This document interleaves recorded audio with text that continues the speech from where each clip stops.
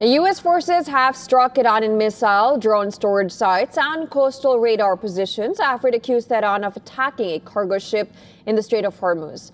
Iran has also hit back. The RGC says it struck U.S. sites in the Gulf in retaliation, and these strikes have dealt a fresh blow to the already fragile ceasefire between the two sides. In a statement, the U.S. Central Command said the strikes were a response to unwarranted aggression against commercial shipping. Iranian state television reported an explosion in the southern port city of Sidik. Earlier, Washington had accused Tehran of attacking a cargo ship transiting through Hormuz. U.S. President Donald Trump had called the attack a foolish violation of the ceasefire agreement. Tehran had also admitted that Iran still retains some military capability following recent U.S. strikes, but said it was not much. And again, we did have to make that excursion. How would you like to be given the best numbers we've ever had as a country and tell people Iran if we didn't do that? And we're still, we still have a fight. They have some capability, not much. They're not winning or anything, but they have some capability. They can still shoot. They shot a drone yesterday at a big ship going into the Hormuz Strait.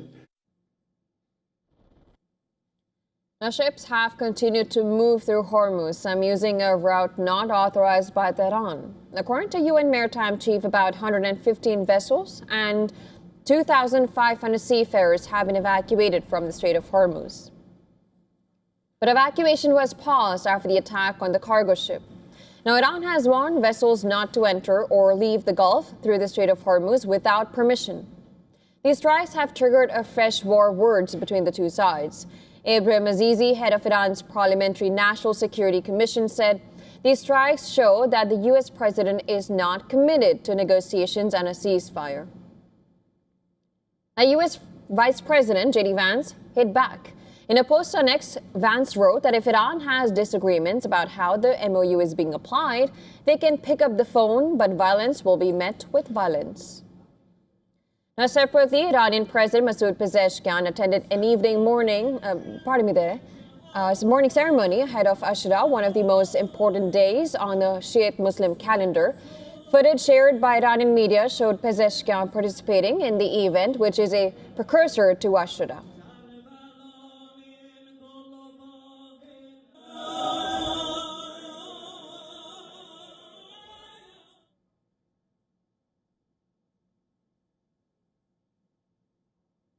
And now joining us live from Washington, D.C. is Peter Kuznick. He's a professor of history and director of the Nuclear Studies Institute at American University. Thank you so much for joining us on the broadcast, Professor Kuznick. Now, with these attacks and counterattacks happening, how do you see this spiral? Is this an escalation, according to you?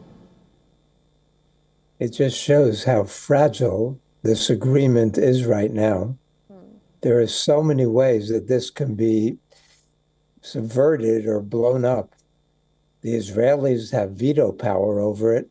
If they don't remove their troops from Lebanon, they continue their fighting with Hezbollah, which is, we know that so many Israeli leaders insist that they have the right to do that. That would blow this up.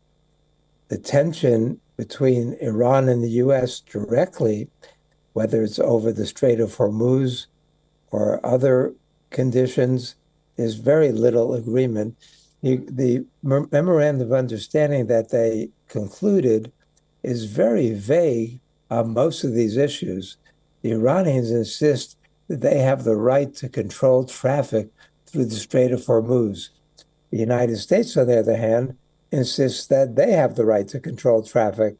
And so we saw this incident where the Iranians struck a ship that was going near the Oman passage rather than what the Iranians wanted. So it's very, very tenuous right now, and it's not looking promising. So do you think this will lead to any sort of fallout in the talks in any manner, or is this just a little retaliation or attack and they will go back to talks?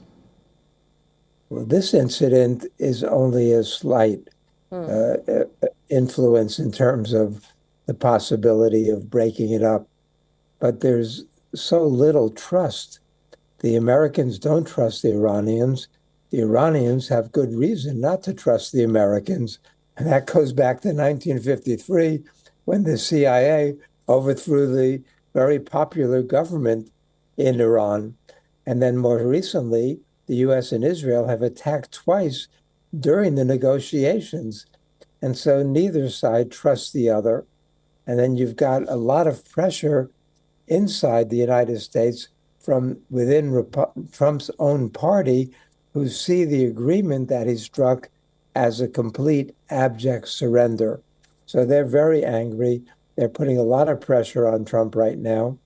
And the inside of Iran, there are a lot of people that don't like the fact that the Iranians are even negotiating with the United States, who they still consider to be the great Satan. So there's so little trust. The chances of this agreement actually working out are less than 50%, certainly, maybe much less than that. And as you mentioned, of course, this is also happening when Lebanon, Israel, and U.S. have signed a framework agreement to advance talks of, of peace deal. How do you see this? Do you think that would be impacted in any way, or is it separate and they will still have the peace deal and this disarmament of Hezbollah, and that will go on? We know that the Iranians have said that Lebanon is a red line, and unless Israel withdraws and stops the attacks on Hezbollah, then the deal is off. But we also know that Israeli leaders, Israel Katz, the defense minister, and a lot of other top officials, reflecting what Netanyahu believes, is that they hate this deal. The editor of the The Times of Israel, said that this is a catastrophic agreement.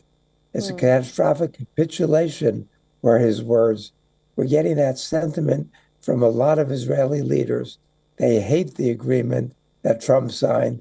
They see it as a total capitulation on the U.S. part, and they don't want to abide by it. So they can veto it at any point. It's, that's what makes it so fragile right now.